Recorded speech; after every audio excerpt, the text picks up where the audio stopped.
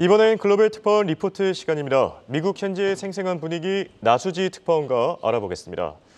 자, 밤사이 미국 증시는 하락 마감했고요. 굵직한 이슈들이 참 많이 나왔습니다. 특징적인 부분부터 짚어주시죠. 네, 간밤 미국 증시 3대 지수는 모두 하락 마감했습니다. 다우 지수는 마이너스 0.98%, S&P 500은 마이너스 1.34%, 나스닥은 1.62% 떨어지면서 시장을 마무리했습니다. 국채금리가 16년 만에 최고치를 기록하면서 증시를 짓눌렀습니다. 이 미국 10년물 국채금리는 장중한 때 4.9%를 넘어 2007년 이후 최고치를 경신했습니다.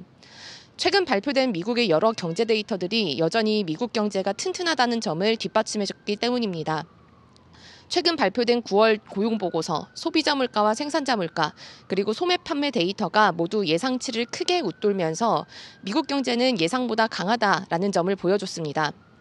이런 점 때문에 시장에서는 연준이 기준금리를 한 차례 더 올리거나 적어도 높은 수준의 금리를 조금 더 오래 유지할 것이다라는 전망에 힘이 실리고 있습니다. 시카고 상품거래소의 페드워치는 11월 FOMC 금리 인상 가능성은 6%가량으로 낮게 보고 있지만 12월 금리 인상 가능성은 38%로 지난주에 28%보다 10%포인트 이상 금리 인상 기대치를 높여 잡았습니다. 이런 가운데 이스라엘과 하마스 분쟁은 갈수록 격화하고 있습니다. 전날 가자 지구의 한 병원에서는 대규모 폭발이 일어났는데요. 바이든 대통령의 이스라엘 방문을 몇 시간 앞두고 발생한 폭발이었습니다. 이슬람권 국가들은 폭발을 이스라엘군 소행으로 단정지었습니다. 알자지라 등 아랍권 언론은 이스라엘의 공격으로 사상자가 500명 이상 발생했다고 보도했습니다. 반면 이스라엘군은 드론 촬영 영상을 제시하면서 폭발 형태 등을 감안했을 때 이스라엘 무기와 거리가 멀다라면서 가자지군의 급진적 무장단체인 이슬라믹 지하드가 로켓을 발사하면서 병원 일대를 지나며 폭발이 발생했다라고 반박했습니다. 이날 이스라엘을 방문한 바이든 대통령도 이스라엘이 아니라 다른 팀이 한 것처럼 보인다라면서 이스라엘의 주장에 힘을 실어줬습니다. 중립을 지키고 있던 주변국 정부도 이스라엘에 등을 돌리고 있습니다. 요르단은 바이든 대통령 회담을 취소했습니다. 이스라엘과 수교를 추진하던 사우디도 이스라엘 점령군이 가자지구 내에서 범죄를 저질렀다라면서 비판했습니다. 이처럼 이스라엘 하마스 분쟁이 확산할 가능성이 커지면서 유가가 오르고 금, 달러 등 안전자산 가격도 올랐습니다. 이날 서부 텍사스유는 장중한 때 2% 이상 올라 배럴당 90달러를 넘봤습니다. 이란 외무장관이 이슬람 국가 국제기구인 OIC 회원국들에게 이스라엘을 제재하고 이스라엘에 대한 석유 판매를 금지해야 한다라고 촉구한 것도 유가를 밀어올렸습니다. 이스라엘의 원유 수입량은 전 세계 원유 공급량에서 차지하는 비중이 작고 이 중동에서 수입하는 물량도 거의 없지만 시장은 이를 계기로 분쟁의 골이 더 깊어질 것을 걱정하고 있습니다. 간밤 발표된 미국 원유 재고가 생각보다 많이 줄어든 것도 유가 상승에 영향을 미쳤는데요. 이 미국 원유 재고는 전주 대비 449만 배럴 줄어들었습니다. 예상치는 30만 배럴 감소였는데 이보다 훨씬 더 재고가 많이 줄어든 겁니다.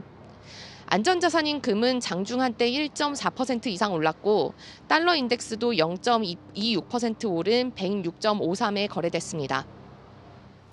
네, 그리고 밤사이 테슬라와 넷플릭스의 실적이 공개됐습니다. 주가 희비는 극명하게 엇갈렸는데요. 이 부분도 같이 진단해 주시죠. 네, 미국 증시 장마감 이후 테슬라와 넷플릭스가 실적을 발표했습니다. 이 테슬라는 월가의 기대에 못 미치는 3분기 실적을 내놨는데요. 3분기 주당 순이익은 0.66달러로 시장 전망치인 0.73달러를 밑돌았습니다. 매출도 234억 달러로 시장 추정치인 243억 달러보다 적었습니다. 테슬라의 3분기 영업이익률은 7.6%로 늘어나 1년 전에 비해 반토막 났습니다. 테슬라의 실적 부진은 이미 시장에서 예견된 바 있는데요. 테슬라는 자동차 판매량을 끌어올리기 위해서 공격적으로 가격을 내렸습니다. 이런데도 불구하고 지난 3분기 차량 인도량은 전 분기 대비 7%나 줄었습니다. 테슬라는 차량 생산 단가를 낮추기 위해 공장 업그레이드를 하다 보니 생산량이 줄어든 결과라고 설명했습니다. 이 넷플릭스는 시장의 기대를 웃도는 실적을 내놨습니다. 넷플릭스의 3분기 주당 순이익은 3.73달러로 예상치인 3.49달러를 웃돌았습니다. 특히 가입자 수가 예상보다 크게 늘었는데요.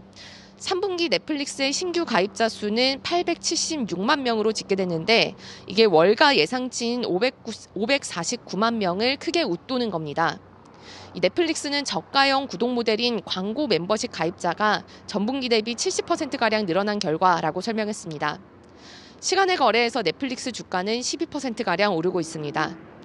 지금까지 뉴욕에서 한국경제신문 나수지였습니다.